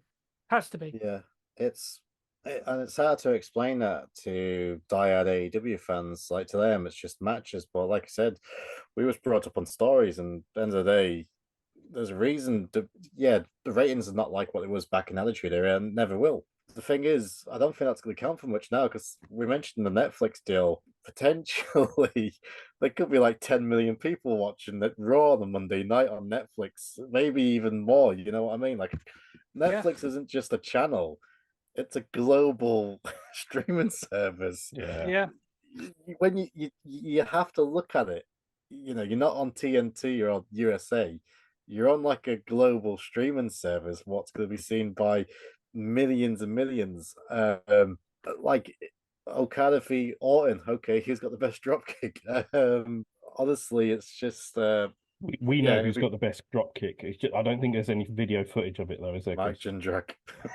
Like we would say Jindrak has a great drop kick as well, but there was one guy in our wrestling training class, and he's a friend of ours. His name's Gilbert. Holy shit! If you ever saw this drop kick, it was out of this fucking world. It was almost as good as Jeff Jarrett's. I mean, it was an absolute beauty of a drop kick. It was beautiful. Yeah, I mean, like we spoke about it before, but I had to add it in. You know, Okada's drop kick great, Orton's drop kick great. You know, Bob Holly had a good drop kick as well. Like, but you know, shout out to Gilbert. You know, if he's listening, I'm sure he is. Tell you what, Owen Hart had a great drop kick. Yeah, we had Maven on recently. He was on like a week or so ago. Shit, Maven, yeah, Maven had a great drop kick. And we someone asked like who's got the best drop kick, him or Jindrak. He says it depends on the day, but he says Jindrak. He said is just a freak athlete. So I think we're getting Jindrak back on the show and perhaps in March. So that'll be good because we haven't had him on for a while. No, it's but yeah, no, Okada. I mean, before we finish this subject on Okada, if he shows up in AEW, I'm like, yeah, he shows up in AEW and he can just have these matches. But I feel like if he's in WWE, it's actually a big deal. Whereas in Absolutely. we've seen him in AEW before, and like he's just had a couple of matches, that was it. But if he shows up in WWE, it's like this is actually a big deal. It means something. Yeah, it's hard to explain because people's thinking it's hard to explain, but you know what I mean. It's just WWE will present it as a big deal, and present it better. Whereas in AEW, yeah, you can have these matches and stuff, but then I don't think they would know what to actually do with them. And we've seen that with Edge. He's just having these open matches now. Like obviously, he had his initial feud with Christian, which made sense, but after that, now he's just having these open matches every week. Nick Wayne or whoever he's fighting. Like Okada, I feel like the WWE would have a plan. That's the thing with Jade Cargill, like you mentioned. Triple H basically said she'll have fuck all in AEW. Yeah. Yeah. In not so many words. Yeah. It's like basically. it wasn't her fault. He even said it's like, it wasn't her fault, but she wasn't, but he also said it as well. I want her to be able to deal with whatever is thrown at her because it makes their product look better, because he wants her to look good in WWE. Well, yeah, I mean, I mean, there's been the comparisons, but she could end up becoming like this generation's China, like this Absolutely. larger than life person. Like, I've same as yourself. I went like from when I saw her in AEW, I thought, fucking hell, she's terrible in the ring, but she's got this star presence. Yeah. So with WWE, which I think they've had her working with Natty Naida and like Tyson Kidd, if you got people like that helping you work, then you're going to get better. Yeah. And they're taking the time with it. There's no point rushing it. Look at the women's roster they've got. Anyway, Rhea Ripley's killing it. You got Becky Lynch. You've got Asuka. You've Bayley. Well, I know Bayley's had injuries and stuff, but you got Bayley and Bianca and all them. Like the women's roster is fine, so there's no need to fast track her to the main roster. Take our time with train her what to do, learn her proper, and then bring her out and because then make her into superstar. That's right, because then they do have the option of throwing all of those women that you mentioned at her, and she'd be able to have good matches with them. Because at the moment, when she came in initially, they probably thought, well, we want her to be up there with these gals, but if we put her in the ring with them, she's not ready for them. But I think they want to do it properly, like you're saying. They want her to be able to deal with those guys. I mean, we've said from day one that Jade Cargill, from the moment we saw her, she looked like $1 million, dude. She had that, like you say, Superhero. that star presence. She was, fantastic. Like, the condition she was in, her looks and everything, the hair, the nails, the abs and all that. She was like a bodybuilder or whatever, she was fitness freak, and she looked $1 million. But then when she got in the ring, she was just not given the guidance. Nice. She wasn't given the guidance that she deserved, really. They did her wrong.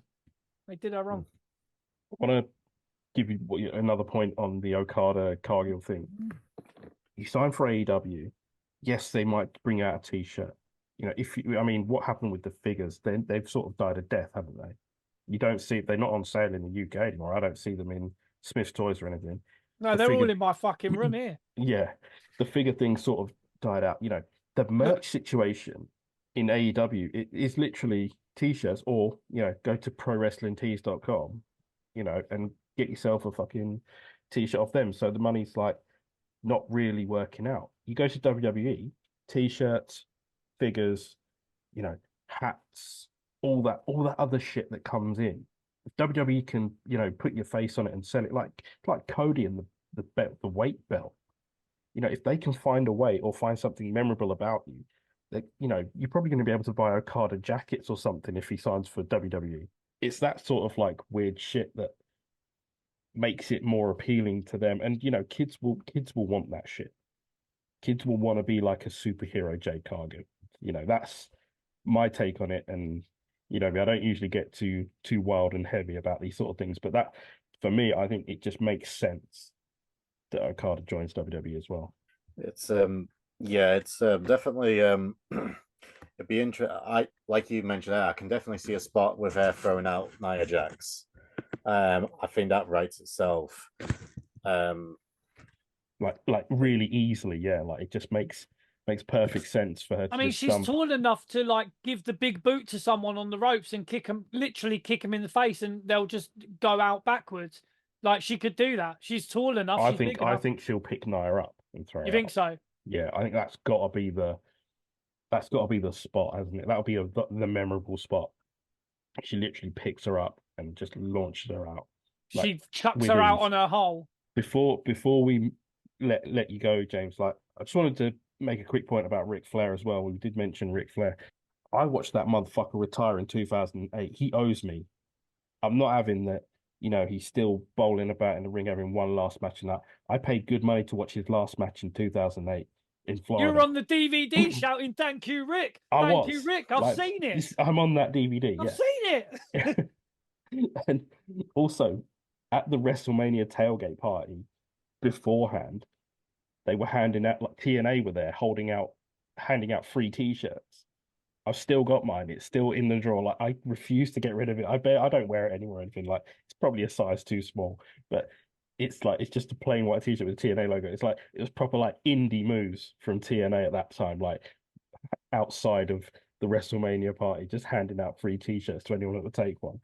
I mean, of course we took them. Like we're not stupid, but Well, Rick went to TNA afterwards, didn't he? he did, yeah, because he needed more matches and more money. The fucker. And you've got that many ex-wives, dude. You can't blame him. Lads, I've got a bit of a surprise for you. Right, lads. Mr. Paul London. Oh shit! Yo, hey man. Oh, you're looking at me. Sorry. Let me see if I can. Can you see him now? Yeah, man. That's cool. Top guy, man. Top guy. That's Chris. Hey, what's going on, Paul? You all right? Go on, Chris. Get in there. Do you live in the Lucha Mask shop? All right, no, it's just my my games room, man. A lot of memorabilia and paraphernalia, dude. To be fair, he's probably got a picture of you up there somewhere. I know I've got some cards here with him on for sure. Oh, was he muted or was I muted? Oh no, sorry, I had my headphones. There we go. We're sorted now. There you can hear us now, lads. So this is Chris, right? Yeah. Chris and JB, yeah, nice to meet you, Paul, man. Hope you're well. Chris and JB, yeah, there, I can hear you guys now. I was like, wait, are these guys mute? Good to meet you guys, third party. Yeah, man, maybe we can have a foursome one day. No pun intended. Yeah. No, hey, pun intended, man. Bring it. Let's find some gals. Yeah, no, that would be cool. Actually, we could we'll get a proper link so that we don't do this flea market connection. Nice. Good stuff, man. Nice to meet you, bro. Nice to meet chat you, to you. Yeah, likewise, man. You guys have a good chat, and I look forward to that foursome. Nice, Hey, dude. cheers, brother. Great stuff. All right, Good. guys. Thanks, Phil. I'll chat to you later, yeah? All right, brother. That sounds good, man. We'll talk soon. And watch Paul. Oh, I will. Right, Yeah, you'll like that guy. All right, All right, man. Talk soon, brother. Right. All right, later. There we go. It's nuts, man. You chuck us Paul London on 11 o'clock on a fucking Wednesday night. Sorry, what do you say? Oh, sorry. This keeps cutting off. There we go. I got you now. No, Paul's great, dude. He really is. Oh man, I really appreciate that, James. Like that was really cool. Like, you don't have to do shit like that, and that's yeah. I would get Rene, but Rene's just a grumpy person in general. Rene's probably in the gym. The guy goes to the gym like 6 times a day. You know what? It was it's nuts talking about Paul. Like I remember a certain time in WWE, when Spanky and that was there. So you had like, Paul and Kendrick and all that. And Ashley, yeah. Yeah, that sort of era. There was some great workers in WWE at that time, man.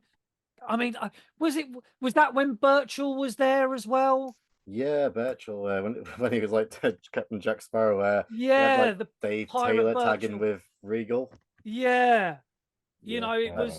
Birchall got a pop that night after WrestleMania in Orlando, like the night after WrestleMania 24. They brought him out on like think it was like Heat or whatever they were recording before Raw, and like Bertram got a pop, and it was like, oh shit, like people actually remember him from the UK stuff.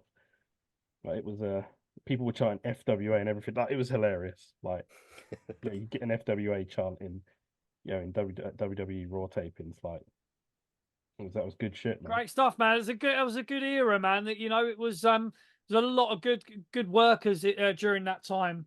Yeah, Kennedy. nice. Big fan of Kennedy. We had him on recently, Kennedy, and because it's kind of like that 2006, 2007 sort of time. Yeah. And I think that's the right time. And yeah, man, Kennedy, like he told me like what went down. He forgives Orton now. He said because obviously the spot I'm talking about when he done the backdrop and that, and they say Orton basically got fired. He said for a long time I blamed Orton. He said really I should have been looking in the mirror. But man, Kennedy, he should have been like the next Austin. Really, he's a massive what if, isn't it? Like, yeah, he was so good on mic. I mean, I look at what ifs. I was actually going to create a new channel called What If Wrestling, like scenarios. Obviously, got the obvious ones like what if the Montreal Screwjob didn't happen, for example. What if? So one of my favorite what ifs I love playing with. I would like to do it as a channel, but I'm not great at editing. It will take so long to edit. So one of the original plans back in the day, leading up to WrestleMania 4, was that Macho Man was going to defeat Honky Tonk Man for the IC belt. And then at Mania, DiBiase was going to become WWF champion. Because Vince always liked, back in them days, like, because he would do like free road crews. You would have the one set of live shows would be with the WWF champion, then one with the IC and one with the tag. So when Macho Man was going to defeat Honky Tonk, become IC champ, and that would have allowed DiBiase to become world champion because he always liked having one heel and one babyface champion. But because Honky Tonk didn't want to put over Macho Man, that's why Macho Man became WWF champion instead. So we was robbed of DiBiase becoming WWF champion. I'll never forgive it, Honky Tonk for it. But no, what's it? Yeah, Kennedy. Yeah, definitely one of them what ifs. I loved his theme songs. He was good on it. He was great on the mic. He was capable in the ring. Yeah, it's shame but that 2006, 2007 days, yeah, like that SmackDown crew was pretty decent and Raw. Like I said, Ruthless Aggression era. I say I love New Generation era because obviously Brett and Sean and stuff, but that Ruthless Aggression era from 01, 02-ish to 2010, for example, that was the era I remember the most because I was like a teenager and I remember all of it so vividly. We lived through Super Cena, didn't we? That is true. Mate, I mean, talk about Kennedy. He was in TNA though. He went to TNA and did well. Yeah, good spot. He actually said that's actually his favorite theme song from his career. His TNA one. Yeah, it was great. So I remember when he dressed up as Sting that one time. And he was a spitting image of like 90s Sting, Server Sting. It was proper good, man. Like these TNA does not get the props it deserves. I don't think for legacy stuff. I mean, I'm this close to signing up to the TNA streaming service just so I can watch sort of all the older stuff. How much is it? Yeah, how do we watch TNA in the UK now? Do you have to be subscribed to their YouTube channel, like membership? Well, their YouTube channel, they put up full pay-per-views all the time, which is great. But no, they've got like an online streaming service. So you go to impactwrestling.com or whatever, now it's TNA.com or whatever, and you log in, and then you've just got they've got their own sort of streaming Impact service. Plus, isn't it? Yeah, it's like That's TNA right, yeah. TNA Plus or whatever. TNA Plus now. Yeah, sorry. Yeah, and it. Many times I went to TNA live in this country. They were over here solidly for like a good 4 or 5 years. I think they used to hit Glasgow, Liverpool, Birmingham, London, Coventry. So they were doing like a full UK tour every year. They do a tenner a month or $9.99 US, but you don't get all the pay-per-view events. But to be honest, dodge, no. But to be honest though, I'd be watching the archive stuff, man. Those weekly shows from like 02. Bro, do you know what I want to watch? You know, some of the most underrated stuff that from TNA was New Jack and Shark Boy, right? So New Jack and Shark Boy. Fuck, man. Dude, I'm telling you. What have we just become here? So at that time, Shark Boy just didn't speak, right? I don't know if you remember the thing where Shark Boy was injured and he was in hospital for ages. Yeah, and then he woke up and he thought he was Stone Cold Steve Austin, right? So before that, he never used to speak. But them two were like a tag team. So you had New Jack and Shark Boy. Shark Boy was a complete mute, but Shark Boy was like playing New Jack at all these games. So like 1 week it was like, this game or that game. And then another week you've got like Shark Boy and New Jack in this blow up paddling pool with like, throwing the hoops on like the stumps and stuff. And it was just, it was just great stuff, man. It was pure gold. I mean, and it's still, I would pay a tenner a month just to watch those initial sort of, the TNA. I remember I was working for a well-known, I mean, this is years ago when TNA first came out. I was working, let's just say, for a well-known and probably the first home grocery delivery service company, right? That sounds like Okada, but it's not, right? So I was working for them and they had like a computer room, an internet computer room where on your lunch break or your break or whatever, you could just go on the computers. Because I had a laptop, but I was doing other stuff on it, you know what I mean? Music stuff or whatever I was doing on it. And, the internet wasn't as huge as it is today. But you had the only way in the UK. Yeah, music. Yeah, do the music. Do the dance for your gat. So I used to on my lunch break, I used to go on TNA.com and you could see clips of what was going on because when TNA first started, you had people like Scott Hall, Kevin Nash, Macho Man Randy Savage. You had all Shamrock, these. You had all these. Yeah, Shamrock. You had all these guys coming through, and it was like they really were sort of like your underdog company, but they had great workers. They had fantastic stuff going on. They had your AJ Styles, your Chris Harris's, your Robert Roods, your fucking Kid Catch was a great heel for early TNA days. Fantastic, and you had who's the little Canadian Monty Brown and that shit, yeah, Monty Brown, all these guys, so TNA really does hold a sort of a place in my heart from those years where I used to go on TNA.com. It was the only place you could really see what was going on or watch their shows or whatever. And then later on, you could go on. Do you remember TV show Bravo, the channel? Oh yeah, man. Right, especially as a little kid after 10 o'clock. Yeah, dude. So on Bravo, that was where you had. TNA was on Bravo for many, many years, and then like that wasn't the only TNA that was on Bravo. Yeah, it was. It's true, man. It's true. So it went from that to being on our terrestrial TV, and I used to, without fail, I've still got a tape within these VHSs behind me, right? I've still got a tape of Against All Odds from like in 2000 and something, early 2000, mid 2000s, taped off of Bravo with all the adverts and everything like that. You had it was just incredible, the matches that they used to have. And you think of British Boot Camp as well. They done British Boot Camp.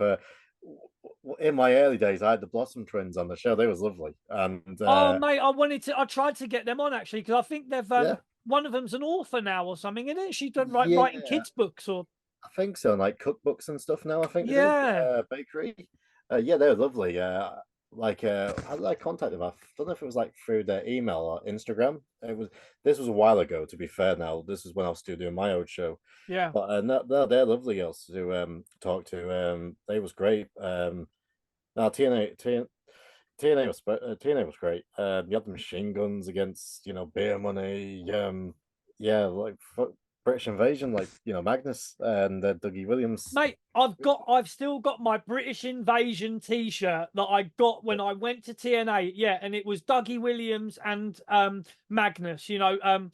Nick Aldis, and we showed SmackDown this. GM, yeah, that's I'm right. I'm pulling out my Oh, not again. Nick Aldis Gladiators figure. Nice. I've got one of them. He Stay sent on me it. one.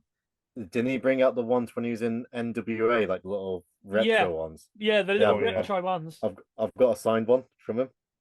Mate, I used to. I mean, Magnus was great in, but they also had Nigel McGuinness.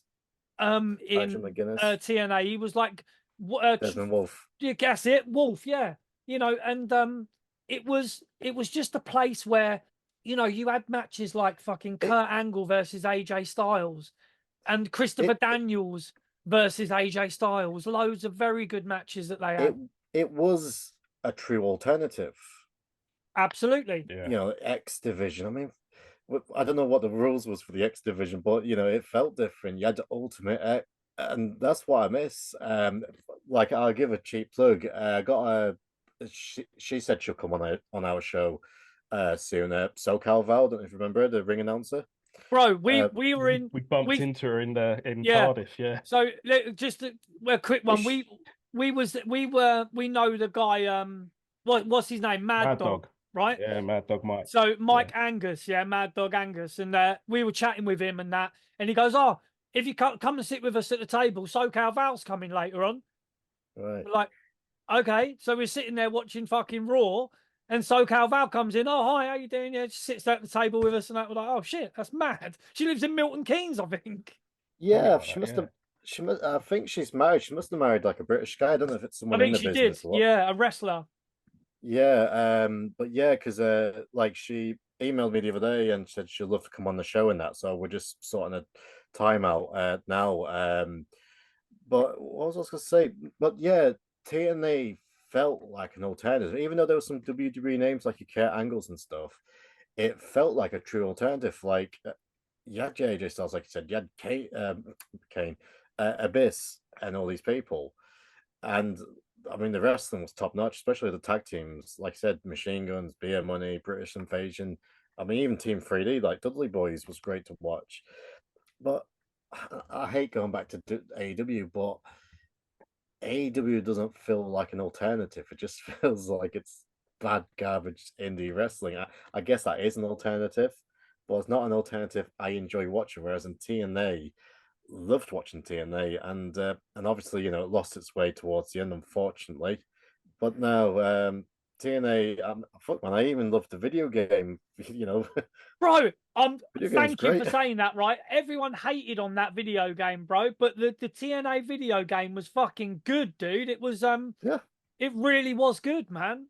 You've got a lot of guys that worked in TNA that are actually in WWE now, like even Abyss. Abyss is one of the producers. yeah. For the Jeremy Borash matches. is there as well, isn't he? Yeah, and you've got the guy from Del Fantasma who did that massive fucking leap. Santos Escobar. Sema I and DJC. DJZ. We spoke about. I was saying to Jordan, I was like, we need a bromance reunion. bro, I'm telling you, I was like, oh mate, yeah, and the guy with the fucking head. Oh, dude, don't man, because you're getting me too excited. Like that was a fantastic era, but a lot of those guys have progressed. Like you say, DJZ, I was saying, like he was in TNA for nearly 10 years, and then now he's in NXT and he's doing great stuff. Santos Escobar, El Fantasmo. Obviously he was in TNA for a bit. Flipping Angel Garcia, whatever he's called now. Yeah. Garza Jr. back in TNA. Yeah. There is a lot of TNA talent in the. Obviously AJ's the big one now. Yeah. Like that debut. Seriously, I couldn't believe it. I feel like man at the Rumble. God. Yeah. I do wish he would get a haircut and a shave and go back to his old school and come out to the ring to get ready to fly. I wish that day would happen, but it's never gonna happen because I fucking love that song. Well, where's that's the one that he used to come out to in TNA. Yeah, Get Ready to Fly. Well, it was two. There was the original, which was I Am, I am. and That's then the one that I get excited when that's the I one I hear. remember, to be fair. I am. I used to. That is yeah, to me is like TNA in a nutshell. That song. But yeah, Get Ready it's to Fly is the other one. yeah, but like he was having these matches with Kurt Angle, unbelievable matches, obviously, and Kazarian was there, Daniels, like you said, Curry like Man. You know what I mean? Curry man, hot and spicy. Konnichiwa. Come on. super, super Eric. I mean, fuck man, like I kind of stay in contact with Matt Morgan. I loved his runners to Blueprint. Yeah. I liked LAX, but TNA was better than AEW. But my problem is obviously that it's lost its way now. Fingers crossed. Scott Demore seems to have his head on his shoulders, and they're making shrewd signings. Hopefully, they will get to that point one day. Fingers crossed. I'm more excited for TNA than I'm AEW at the minute because Yeah. I think and most I people think are. TNA's going to outlive AEW.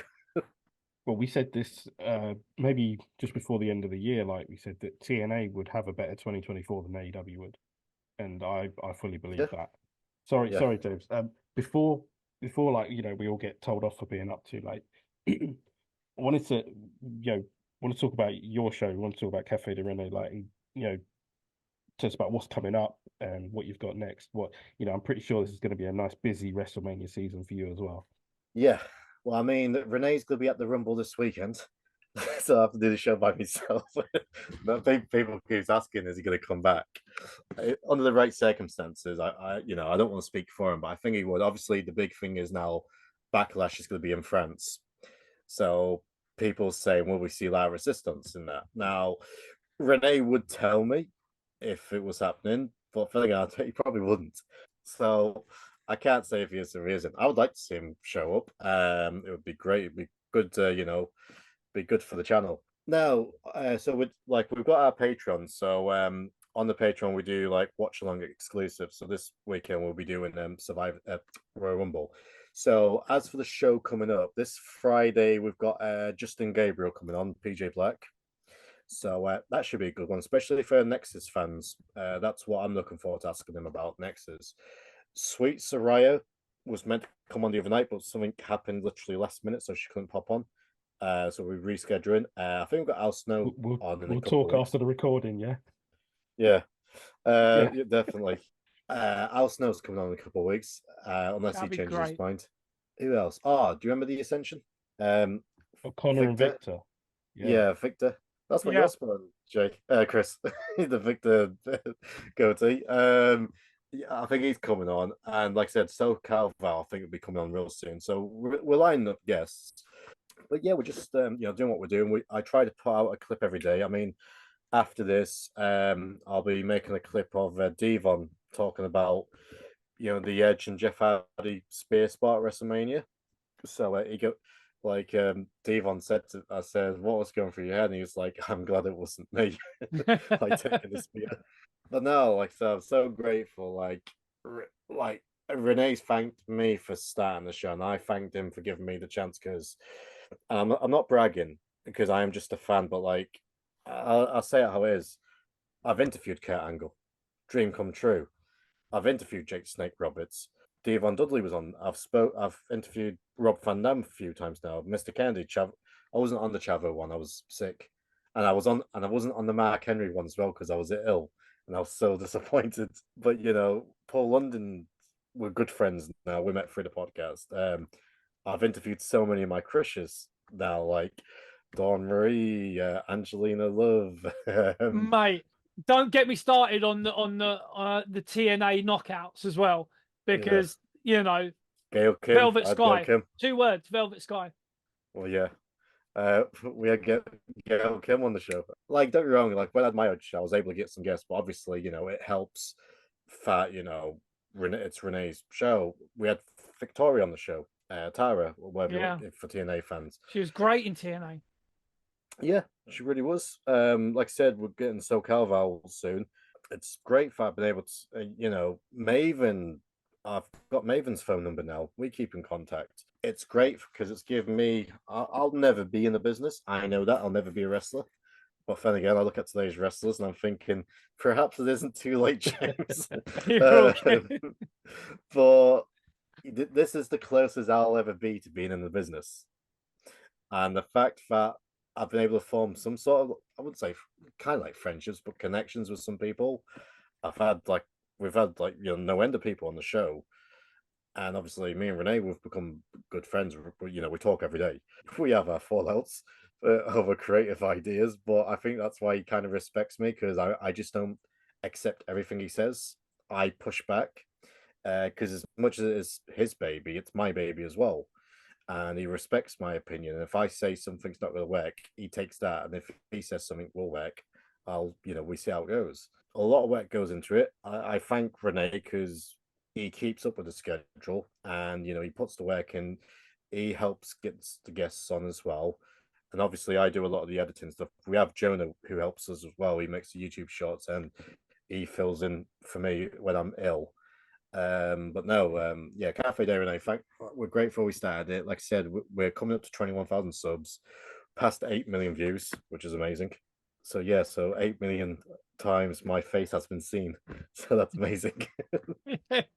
Mate, well, so anyone listening to this, definitely get on, subscribe to the channel. Like you're saying, plenty of interviews on there, a fucking huge, backlog of stuff that you can just get straight into and watch, and then keep up every week. You've got guys coming on all the time, right? And you've got the watch alongs on Patreon that you're doing as well. So keeping people entertained. Yeah, one of the things as well. So I think we're going to start bringing some more, because some of the things we have on our Patreon, we have WrestleMania, where we just look at funny wrestling memes, which I think I'll be recording that in about an hour. We look at wrestling botches and memes and stuff. We have that show. We're doing the pay-per-view this weekend, but normally we do like a match of the week watch along. But one of the things we also got is our Discord group, and I would have put the Discord group on for free, but with the Patreon, it's fetting out like the nuisance basically, because Yeah. I want to build like a real great community, and the Discord group is a bonus for everyone who subscribes, because not only do you get all that content, but you've actually got this great community of fellow fans, not just off the channel, but wrestling fans or whatever. We talk about sports, TV, movies, video games, obviously wrestling. We've built up a real great community, and we have like our regular people fans who tunes in every week, and it's actually a great spot just to talk to like normal, rational wrestling fans who criticizes AEW, criticizes WWE, or even TNA, but yet we have our moments where we praise all separate companies. And it's great, and it's actually a real great community where I can talk to these people, and I always check in and talk to everyone. So, no, I'm really, really thankful for starting the podcast, and yeah, hopefully, the end goal is to get to 100K one day, but we'll just keep working towards it. But yeah, slowly but surely. Hey, mate, it won't be long before we see that gold or silver. What is it? The silver plaque in the background Uh, of your videos, he's promised it to me. I said he was getting it, Renee. He said you can have it, James. So fingers crossed one day. Hey, that is good shit, man. Right, we're not going to let you go, James, just yet, because we're gonna wrap this up, and then because we want to have a quick chat with you after we hit stop recording. Yeah. So what the hell, guys? Thank you so much for sticking around. Don't forget, hit the like and subscribe on this video, and check out Cafe De Rene with James and Renee every week, where they talk to wrestling personalities. They chat shit too, just like we do. So what else can we say, Chris? Just thankful for everyone who's got their eyes on this. Looking forward to the Royal Rumble this weekend. Hopefully we get to see some new faces, some old faces, and just overall it's going to be a good event. Like I say, maybe we can hook up this weekend, bro, and have like a sleepover. Do you remember them when you used to have your brethren come over? You used to watch the late night events, yeah? So maybe we can do a sleepover. We'll chat to the wives. And yeah, so looking forward to Royal Rumble, really. I'm actually quite gassed for this weekend. Yeah, man, can't wait. So for now, we say thank you so much for checking us out. From me, JB, the man next to me, the best Chris in all of wrestling podcasts, Mr. Chris Dredd, and the the man joining us as well, the best James in all of wrestling podcasts. Thank you so much, everyone. Take care. We will see you soon. Thanks. Peace. Ico Pro. You gotta want it.